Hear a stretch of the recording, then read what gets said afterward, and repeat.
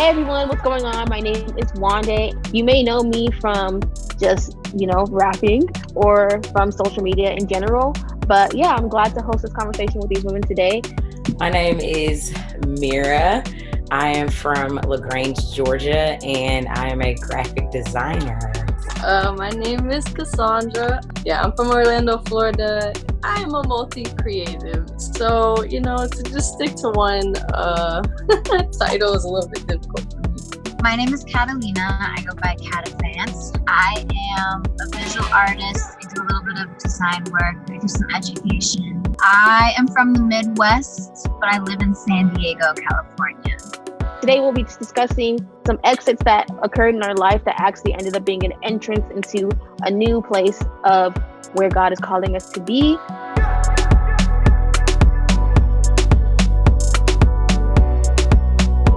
Well, awesome. Thanks for all y'all for being here today. We're kind of just going to get into the questions of the day, and it'll be really cool just to get to know y'all more. And I think that your experiences will be really good in terms of just educating some people and spreading some encouragement to their lives that they can take. All right. So to start off, kind of want to start off on a light note, like before we get into the deep stuff. So I just kind of wanted to ask, in society today, it's been quarantine/madness. So what have you been up to? Like, what does your week look like? You can talk about pre-madness, and you can talk about, I guess, currently this week as well. Like, what does your week look like? What does your life look like in general?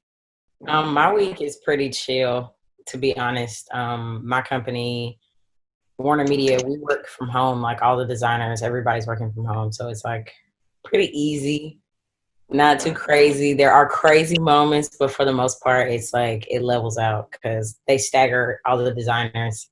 So everybody's not working crazy hours. Yeah, I like quarantine better than I was at work. It's easy. Hello. So quarantine has sucked, but it's also like allowed me and my husband to like kind of reset after a really hard season. And this week, a lot of stuff is finally moving forward. Like we moved and then we ordered like a really nice couch and really nice shelves at the beginning of quarantine. And they both came this week. So our house finally looks like super cute. But I also I used my stimulus check to buy a new laptop. So that comes today. And then today I get the results of my COVID test back because I was sick. Scared the crap out of me because I was just laying in bed like, oh my gosh, I'm going to die. And then today I also get to, if I'm negative on the COVID front, I get to move into my new studio, my art studio. So it's a good week aside from like the world ending, Yeah. That's pretty lit, new home, new life adventures. Laptop, is essential for creatives. So all those things. So shout out to you. And we gonna hope that the COVID come back negative. And if it doesn't, it's okay. You still positive. For me, my week, man, what do I not do? Well, during the quarantine, I've had to move twice. I have just finally settled into my second spot to move in, so that's a lot. But on a light note, freelance is actually, I work for myself, so I don't really have like one person to report to, so it's usually like multiple artists or different labels. So for me, I actually have a lot of work that I'm supposed to finish by the end of this week, so that's a lot, but nothing that I'm not used to. Honestly, my safe haven throughout this whole mess of the world is just cooking. Like I just cook these really elaborate meals, and it just really makes me feel good, because I'm like, and then I invite like people that I'm quarantining with and people that I know that are taking precautions. I'll just like one person be like, hey, you want to come over and eat with me, So that's been like very like helpful. I've been doing a lot of spiritual groundwork, I guess, during the whole thing, just because so many vulnerabilities and insecurities and fears have kind of surfaced from spending so much time by myself. So I've just been reading a lot, praying, currently fasting, so that's honestly kind of what my week looks like, aside from like praying for people and checking in and, you know, making sure family's okay and nobody's sick. So, you know. Yeah. Yeah, we love the self-care. That's very needed, very important. Because I think especially like because I know there's different types of creatives. There's introverted and extroverted and a combination, type. I know you love going out and socializing. I live for being outside, and this quarantine has made me antisocial, and I'm trying to repair that because it makes me feel very weird. Like, I love seeing people, and this has really been really hard for me, like very, very hard. So yeah, for me, I'm like I just be in my house, so I'm like, oh yeah. You vibing. I'm struggling. I'm like, I need to see the outside world. It's so funny. Well, thanks for sharing everything. I think that's super great for just to hear what's going on with all of y'all. So we're gonna go into our main question of the day. So essentially, earlier I dropped an album titled Exit, and some people were like, "What does exit actually mean?" But the meaning of exit is talking about that in life we have exits on our journey, but it's crazy because exits, in order to get to your final destination, you actually have to exit. You have to get off the highway. And it's actually an entrance into a new part of town, an entrance into a new part of your life. And so exit was just displaying how in life, in order to finally get to where you're supposed to be, sometimes you have to take exit, but it's actually not an exit. It's not the end. It's actually just an entrance into a new journey, a new destination, and a new season of experiences. And so with that, I wanted to ask y'all a question, just kind of broken up into one, a life category, and two, a career category. What was a major exit that happened in your life that God actually used to bring you into a greater place of your life? So a few years ago, I think like three years ago, I got married. And while we were engaged, we had to decide between Chicago and San Diego. And for me, it was very easy. It was like, Chicago, duh. Like, why would I leave this place to go to like San Diego? San Diego's like too soft. It's too sunny. It's like too happy. So at first I was like super opposed to the idea because my career was in Chicago. I was a teacher and I loved being a teacher. But I was so burned out that eventually I realized like, okay, I need to get out of the city. I need to repair. I need to like rest and take care of myself. So we moved to San Diego, and I thought that I was going to teach again while I was here. But I kept hitting these walls where I would like go on interviews and I would just have these like massive panic attacks. And it slowly became like more apparent that like I was not going to be able to teach. There was something like a huge block within me that was like not letting me. And so I like listened to God and was like, okay, I cannot go down this path of being a teacher again. And I need to figure out like what went wrong and what happened. And then I ended up focusing on just design work and fine art. And I ended up making a lot of progress in that career, and it was wonderful. But the more important thing that happened, and I guess this is a combination of like life and career, but I ended up getting diagnosed with PTSD, like really, really severe because of a few things that happened in Chicago. And because I didn't go back into like a high stress job, I was able to like really address those issues and do some like intensive therapy and get to a place where both in my life and in my career, I was able to like take care of myself fundamentally in what I was doing.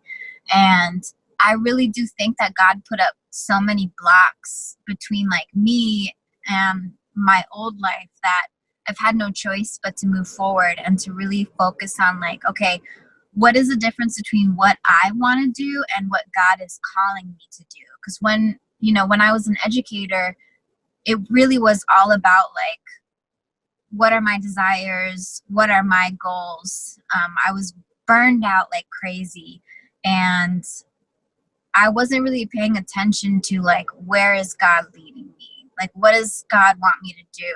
And there were many times where I felt like the Holy Spirit was like, you need to get out of here. This is not where you're supposed to be. But I didn't listen because I was like, no, I love teaching. I love like being exhausted, and I love being just like having the life squeezed out of me by like Chicago public schools. And I really like learned the importance of just like obedience, like trusting that when God tells you to exit something, like he's really protecting you from things that you might not see. Awesome. Well, thank you for sharing. Yeah, that's definitely like really good to like just to learn about like into your life, because I feel like there's also other people who may be in a similar situation where they're surrounded by work and being surrounded by busyness. Kind of Cass low-key touched on this a little bit. When you're surrounded by busyness, you have no time to like spend time with yourself and realize what's going on. And it's cool how you're able to experience that pre-quarantine, and experience like God was like, no, we gonna block everything and we're gonna address you as a person. We're gonna address what's really going on. And I think that's really healthy that you've been able to like even just go through the process. So shout out to you for even this the recovery and everything.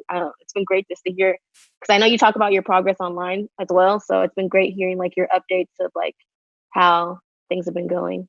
So for me, I feel like I have like a million exits, but I'll categorize them in like my cities I've lived in, because that makes it a lot easier. But I feel like it's taken me a very long time to finally be like the creative that I am. My heart has always been for music. It's never been just like, you know, for one thing. Like my favorite designers are people who are involved in the music industry, like Basquiat and like Warhol. Like they were always present for like some really big like music movements. And so like I had this moment living in Georgia, being around all these artists, where I was like, you know, ever since I was a kid, I've been surrounded by music. My dad could sing. My mom's family owns a music store. Like my grandfather introduced me to like some like crazy music as a kid, like just stuff that like has always meant so much. And I had this moment of eventually I had an exit moment where I was like, all right, God, like I've been doing design for about like 4 or 5 years almost. And I was like, and I know that you've designed me to be myself and to fully like embrace like all the creative talents that you've given me. And so I decided that I wanted to make music. But when you're already so deep into designing, it's very hard, not for people to accept, but I think for myself it was hard to accept, because that's a whole different side of your life for the world, you know. Like I had been making stuff for artists and helping them give visuals to their music for so long, and then it was finally like a moment where I was like, this is something that I know that I've wanted for so many years, but I've always been too scared. So it was easier just to like make stuff for the people that were doing what I wanted to do. So I finally had a moment where I was like, God, like it was a big exit moment. I'll never forget. I was in my car and I just like recorded a song for the first time, and I was like crying, and I was like, God, like if this is what you want me to do, like I need you to help me. I need resources. I need tools. Like you've brought me all over, like, you know, the States to like, you know, learn and whatever. And like, if this is, you know, really what you want me to do, like I'm scared and I don't even know where to start, because this is like starting all over again. And so shout out to Kat, because she was actually the first person I called when I made my first song, and like had this whole long conversation about making music. And it was really encouraging, because her story was, you know, I felt that I could relate to, you know, some of her experiences. And so I began this like new journey of like exiting a whole like, you know, identity really. I mean, I really for a long time identified myself as like just a graphic designer, because it was just like, yeah, this is what I kind of fell into, so why not? So currently living in that exit moment of changing careers. I still do design and I still create things and I still like enjoy it. But it definitely has a little bit of, it's had a little bit of rough moments, because there's times where I feel like I have to pick, where it's like I'm trying to record music and I'm trying to like finish projects. And for a little bit before the quarantine, I really was going through it just mentally.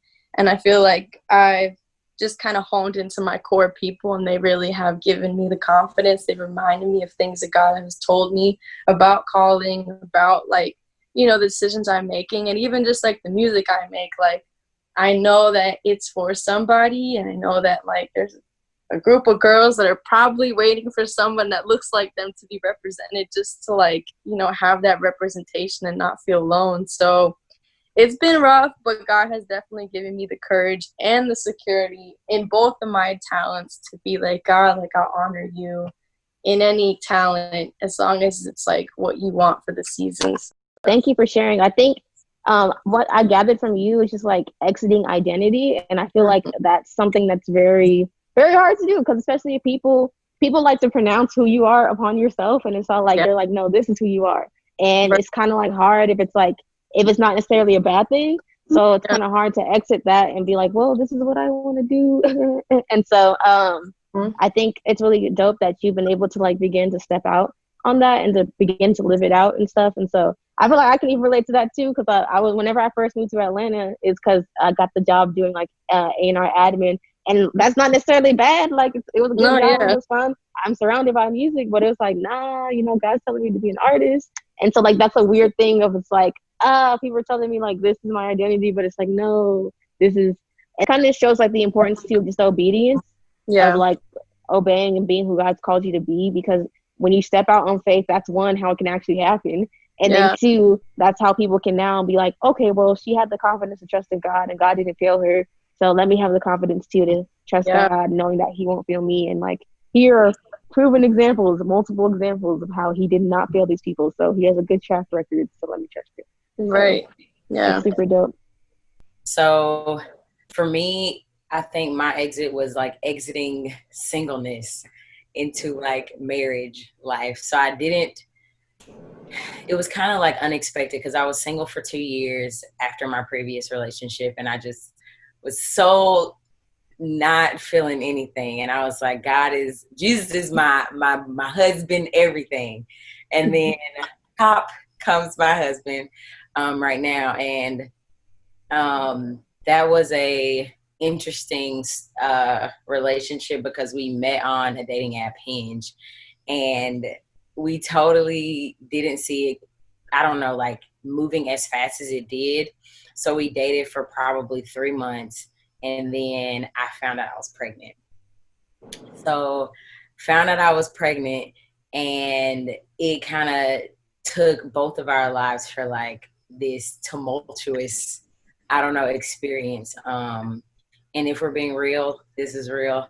When I found out, I contemplated getting an abortion, because knowing the way I grew up and my family and the people around me that looked up to me, I was leading a youth group at the time with like 20 girls and talking to them about the Bible and what you should and shouldn't do and how you should date the right way. And then here I am, was doing it the right way, and then messed up and had sex. And then I got pregnant, and now I'm here with a baby. So that was kind of a hard thing to do. And then Michael on one hand was like, Mirra, no, not an abortion, but the enemy and the lies in my head was telling me I wasn't good enough to be a mom. I couldn't do this.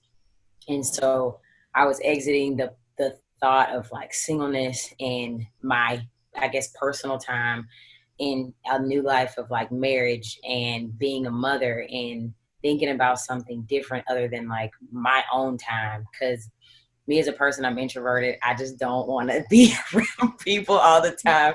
So me thinking about a person that's like half of me always around, is like, I can't ever have my own time anymore. So, yeah. And now I think I know for a fact I am beyond excited to like have a baby boy. I'm actually 7 months pregnant right now. Given the climate that we're in, it's kind of stressful, but at the same time, it's a blessing, because, I mean, it's crazy to think about my body is creating a whole human. So, yeah, I exited one part of life, and now I'm in another one, and I'm excited to see what God has. Dope. I think that's super. I mean, yeah, because I know that can be definitely scary, especially how you shared, like how it's like, oh, I was living this life and talking to people, and now what are they gonna think about me? Are they gonna judge me? So I like just wanted to spend some encouragement to you, just like shout to you for just living it out, walking it out, and still choosing to just keep a child as well, and like choosing to, walk it out with your now husband. Shout to y'all, y'all so cute and adorable. I love to see it. But did you also want to share about your career experience? Oh, yeah, for sure. So I think one of the exiting moments from my career was where when I graduated college, I had two job opportunities. One was working with an architecture firm as a environmental graphic designer, and then one is my current job, Warner Media, who encompasses like Cartoon Network, Adult Swim, all of that. And I didn't know which one to pick. And I remember I was like, God, I need your help because I don't want to pick the wrong career. I don't want to make the wrong career decision. And I seeked and fasted for like 2 weeks on like what I should do. And like doors just began to open at like Warner Media, and based off like the environment and what I felt, it just felt like the right thing. And I think I exited college not knowing what I really wanted to do as far as graphic design, because that could be anything. Graphic design is really broad. And I think God put me in the right position now to be a part of a company that's like globally known, and I can use that as a platform to talk to other people. Because I mean, honestly, some people like credentials, and to say where I work, it's like it makes people listen to you more. And so I think right now God opened those doors for a purpose, and allowed me to be like an influential designer in where I'm at currently at work and just freelance as well. Yeah. And then even like, did you want to share? Because I know like sometimes you talk about how it feels very dark in your work field.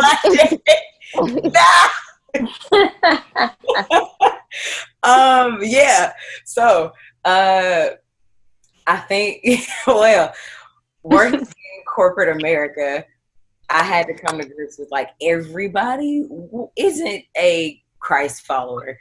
And that was kind of hard because I know that everybody's not a Christ follower, but a lot of times I didn't know how upfront people would be about them not following Christ. So I would have like scriptures on my desk some days, or I would talk about praying for people.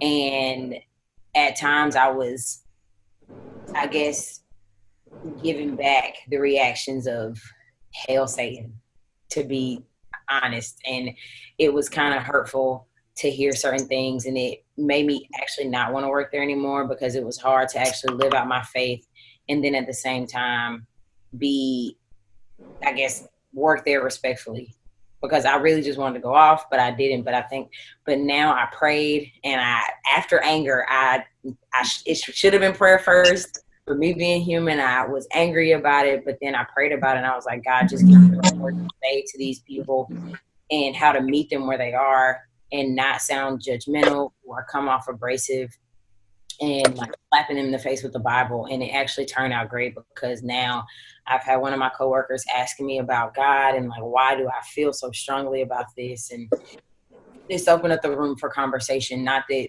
they're saved right now, but it's still like I planted the seed, and later on somebody may water it and help it grow. Yeah. And that's super dope. I think it's great to share and just live out your life, because you just never know who's watching you. Because now I've been able to see firsthand what that looks like, because I had a roommate, Katie, and I remember whenever she first moved in, she was all like, hey, I'm gonna let you know I'm not really into that spiritual stuff, but that's cool that you love God or whatever. And so we just lived our lives. But it's so funny it's so funny too, because like also we're complete opposites. Like I'm African, Black, like living my best Black life, and she's from like super, super white America, And so it was really ironic, because normally we probably would never live together, but we lived together because one of my roommates went through something, had to leave. And so I had like a sublet, and she just kind of chose a random person to come in. But ironically, like we ended up becoming really good friends. And then also she ended up giving her life to Jesus. And so it's really crazy, like seeing, shout to God, But it's just crazy because like those 3 months of us living together, and then we became like after that, just follow up like a couple more months after that. Like she started watching. The first time she actually went to church was because she was a creative, so she was like, "Oh yeah, I want to get into photography," and I was like, "Oh well, I'm rapping at this church, you know, you can come." And she was like, "Church," and I was like, "No, no, they're cool, like don't worry." And so she actually came and attended. And then from there, she's kind of observed the lives of me and just some of my friends. And she was like, oh, okay, like, you know, y'all are normal, but y'all love God. And she's really intrigued into like why we're so passionate about God. And like, it was cool because like we also just had conversations like this where we were just having actual real life conversations. She asked me some hard questions too, just about like heaven, all that stuff. And, you know, I chose to be honest instead of politically correct. And, you know, it actually ended up working out because just from observing that. And then so she started attending our church on Tuesdays for young adults, and then started, you know, coming to my small group and stuff. Like she was able to see the gospel and like see her life change. And so even at first, you know, people could be blunt and be like, hey, you know, I'm not about that life. Do you?